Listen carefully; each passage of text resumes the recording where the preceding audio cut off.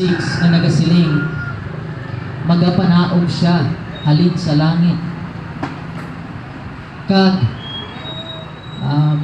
magaabot siya sa paglimpyo liwat sa kalibutan. Nabatian ninyo sa una pa nga ang kalibutan ginanaw paagi sa tubig. Kag pila kalibo na ang naglabay, kag nalimtan na sa mga henerasyon nga ang sa una ang kalibutan ginanaw tungod sa pagpakasala sa tawo.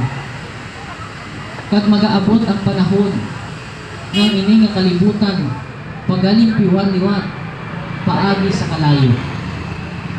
Magaabot ina nga panahon suno sa tinutuyo sa Diyos.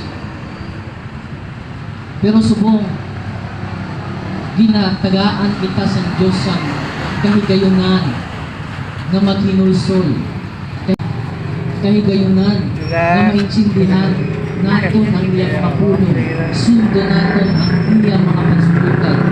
Abot biskan kita nagaanto sa kapigaduhon, balatian, paghilinaway kag aksidente, mag-abot ang panahon na si Kristo magabalik sa siningaguta, pagkatagaan ng kita sa bag-o malawas na hindi na madunod.